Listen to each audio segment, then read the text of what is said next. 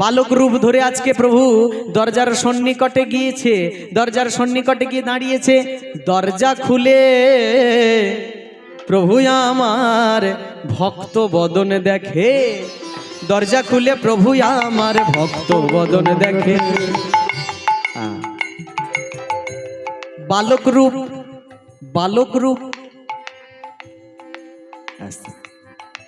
বাবা বাঞ্ছারামের বাড়ি তো? হ্যাঁ বাড়ি আছে, হ্যাঁ আছে, ঘুমোচ্ছে। সাক্ষাৎ ভগবান বালক রূপ ধরে গেছেন। ও তুমি কে বাবা? ছোট্ট ছেলে, 8-10 বছরের ছেলে রূপ ধরে গেছে, ভগবান দরজা খুলেছে। তুমি কে? তোমার নাম কি? আমার নাম বিনোদ। বাঞ্ছারাম আমার বাবা। ও বাঞ্ছারাম আমার বাবা, আমার নাম বিনোদ। বলুন কি দরকার, ডেকে দেব? না না না না না, ডাকতে হবে না। আমরা সারাদিন একটু ঘুরেছি তো এদিক ওদিক, খুব ক্লান্ত, রাতের ভোজনটা এখনো পাইনি। যদি এটা তো তোমাদের আশ্রম, যদি একটু কিছু ভোজন প্রসাদ পেতাম আর রাতে একটু বিশ্রামের ব্যবস্থা পেতাম তাহলে খুব ভালো হতো। বিনোদ বলছে, বিনোদটা কে? এই তো সেই রাধা বিনোদ, বালক রূপে এসে বৈষ্ণবদের সঙ্গে আলাপচারিতা করছে। আচ্ছা ঠিক আছে, আসেন বসেন। খাওয়ার ব্যবস্থা? আচ্ছা ঠিক আছে, আমি শাকসবজি দিচ্ছি, আপনারা রান্না করে খাবেন কিন্তু। হরি বল। এইবার রন্ধনশালায় বিনোদ ছুটে গিয়েছে, দেখছে রান্না করার মতো সেরকম সামগ্রী খুব একটা নেই যে 3-4 জনের খাবার হবে। ভগবান ভাবলেন বৈষ্ণব এসছে, খেতে দিতে পারবো না, কি করা যায়?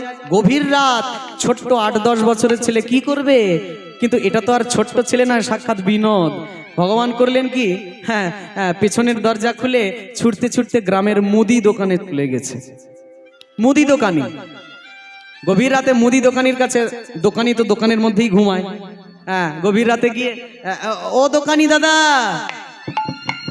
দরজা খোলো, দরজা খোলো। দরজা খুললেন দোকানি। কি বাবা এত রাতে কি ব্যাপার?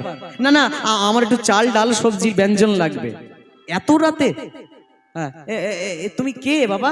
কি বা নাম কোথা ধাম বলো পরিচয়, কি বা নাম কোথা ধাম বলো পরিচয়, কি বা নাম কোথা ধাম বলো পরিচয়, কি বা নাম কোথা ধাম বলো পরিচয়, কি হেতু আসিয়াছ করো সুনিশ্চয়, কি হেতু আসিয়াছ বলো নিশ্চয়।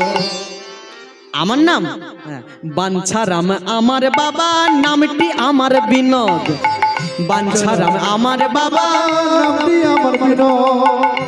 ও তোমার বাবা বাঞ্ছারাম? ও তুমি বাঞ্ছারামের ছেলে? আচ্ছা আচ্ছা, বলো কি হেতু আগমন করো সুনিশ্চয়, কি হেতু আগমন করো সুনিশ্চয়। ওই যে বললাম একটু চাল ডাল গোটা সবজি টবজি ইত্যাদি। আচ্ছা আচ্ছা বেশ, হ্যাঁ সবজি ভরে টকরি ভরে ছোট্ট বিনোদকে সবকিছু দিয়ে দিলেন। যাও বাবা। এবার ভগবান সবজি টবজি নিয়ে চলে আসছে, দোকানি ধরেছে, এ খোকা পয়সা? সর্বনাশ, পয়সা তো নেই। এখনকার জামানা, কিছু না দিলে কিছু পাওয়া যায়? পয়সা তো নেই। পয়সা ছাড়া তো কাজ হবে না, মাল লে পয়সা দে, এখনকার দিনের নিয়ম। ভগবান বলছে আমার কাছে তো অর্থ নেই, সকালবেলা আমার বাবা বাঞ্ছারাম নাই কিছু দিয়ে যাবে। বলে না না ওসব হবে না, তুই আদৌ বাঞ্ছারামের ছেলে কিনা আমি বুঝবো কি করে, কিছু দে, কিছু দিয়ে যা। ভগবান কি করলেন, হ্যাঁ দোকানি কোনোভাবে কথা শোনে না, করলেন কি হাতের বালা, হ্যাঁ হাতের বালা খুলে দিলেন রাধা বিনোদ। হ্যাঁ হাতের বালা খুলে দিল প্রভু রাধা বিনোদ, হাতের বালা খুলে দিল প্রভু রাধা বিনোদ, হাতের বালা খুলে দিল প্রভু রাধা বিনোদ, হাতের বালা খুলে দিল প্রভু রাধা বিনোদ। বাবা এই আমি আমার সোনার বালাটা তোমার কাছে রেখে গেলাম, এই দিয়ে গেলাম। সোনার বালা পেয়ে বাবা নাচিতে লাগিল, সোনার বালা পেয়ে বাবা নাচিতে লাগিল, প্রেমানন্দে ভক্তগণে হরি হরি বলো, প্রেমানন্দে ভক্তগণে হরি হরি বলো। সাধুর সঙ্গ সর্বশাস্ত্রে কয়, সাধুর সঙ্গ সর্বশাস্ত্রে কয়। লবামাত্র সাধুর সঙ্গ কৃষ্ণ প্রাপ্তি হয়, লবামাত্র সাধুর সঙ্গ কৃষ্ণ ভক্তি হয়। লবামাত্র সাধু সঙ্গ কৃষ্ণ প্রাপ্তি হয়, লবামাত্র সাধুর সঙ্গ কৃষ্ণ প্রাপ্তি হয়। কৃষ্ণ প্রাপ্তি হয়, কৃষ্ণ প্রাপ্তি হয়, কৃষ্ণ প্রাপ্তি হয়। সাধু সঙ্গ বিনা না হয় কৃষ্ণ ভজনা, সাধু সঙ্গ বিনা না হয় কৃষ্ণ ভজন। কৃষ্ণ ভজন বিনা মানব কুল পায় না, কৃষ্ণ ভজন বিনা মানুষ কুল পায় না। কৃষ্ণ ভজন বিনা মানব কুল পায় না। কৃষ্ণ ভজন বিনা কুল পায় না। সোনার বালাটা দোকানিকে দিয়ে ভগবান ফিরে এসছে ঘরে। ও বৈষ্ণব, এ নাও, এই সব সামগ্রী আছে, রান্না বান্না করে তোমরা প্রসাদ পাও। আমার দিকে দেখেন কি দিব্য লীলা। বৈষ্ণবেরা সবাই রন্ধন করিল, রান্না বান্না করার পর চিন্তায় পড়ে গেছে, ঠাকুরকে নিবেদন না করলে তো খাওয়া যাবে না। যাবে না তো? নিবেদন করে খাস তো? হ্যাঁ, তুই নিবেদন করে খাস? ও, বিরিয়ানি খাস, নিবেদন করে খাস? হ্যাঁ, তাহলে কি হচ্ছে? এটা তো খাওয়া। চোরের মায়ের বড় গলা। হ্যাঁ, বিধান হোক আর যাই হোক। কি এই দোকান থেকে ইতি যা খাবার দাবার আপনারা খান, মনে করেন ভগবানের নিবেদন করে খাবেন, ও কাজে হবে? হ্যাঁ, যা খাবে তো নিবেদন করে খাবে। এই বৈষ্ণবরা চিন্তায় পড়ে গেছে, মন্দির বন্ধ, ঠাকুরকে নিবেদনটা করব কি করবে? নিবেদন না করলে সেবা প্রসাদ হবে না।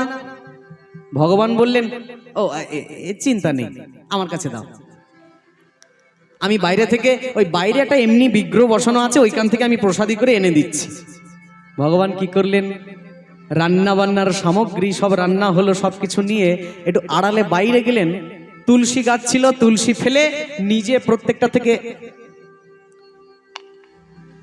এক গাল করে খেয়ে এঠো করে দিয়ে বৈষ্ণবদের কাছে দিলেন, এই নাও, ও ভগবানের মন্দিরে নিবেদন করে শিখাও। কত সৌভাগ্য! শতেক ভাগ্যের ফলে বৈষ্ণব আসিয়া মেলে, এমন ভাগ্য কজনার হয়? ভগবানের এঁঠো প্রসাদ ভক্ষণ করবার সুযোগ হয়।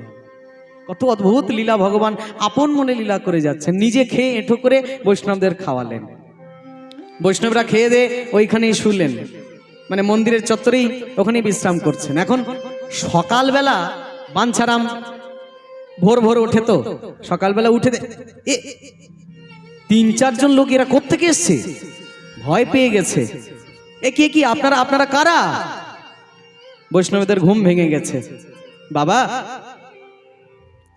আমরা কাল রাত্রে এসছি আপনার কাছে পানি গ্রহণ হয়ে, আপনার বাড়িতে আশ্রয় পেয়েছি। ও, দরজা খুললো কে? এত রাতে তোমরা কি করে এলে? কেন, আপনার ছেলে? আমার ছেলে? হ্যাঁ, আপনার তো 8-10 বছরের ছেলে। কি নাম? বলল বিনোদ। নাম বলেছে বিনোদ, রাধা বিনোদ। আমার ছেলে কবে জন্মালো আর এত বড় হয়ে গেল, সে দরজা খুলে দিল? হ্যাঁ।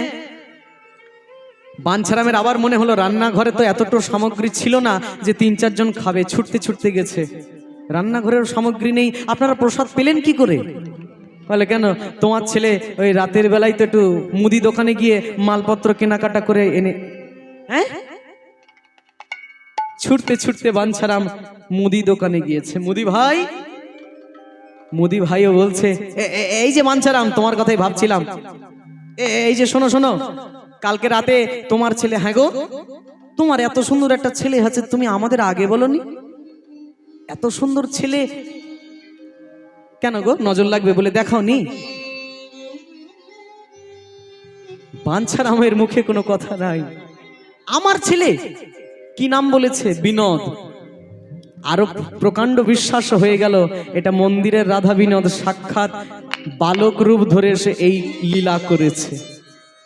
এই যে তোমার ছোট্ট ছেলে, কি ভোলা ছেলে বলো তো, হাতের সোনার বালা আমাকে দিয়ে গেছে সামান্য কয়েকটা মুদির মালপত্র কিনে। এই নাও, বালাটা নাও, আর যা দাম হয় আমাকে দিয়ে দাও।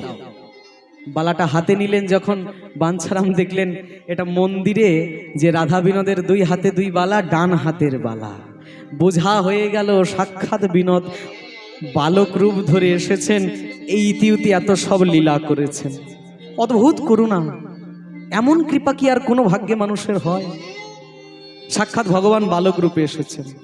কোন রূপে সে ভগবান দেখা দেবে কেউ জানে না, কারুর জানার বাইরে, সবার জানার বাইরে, কেউ বুঝতে পারে না।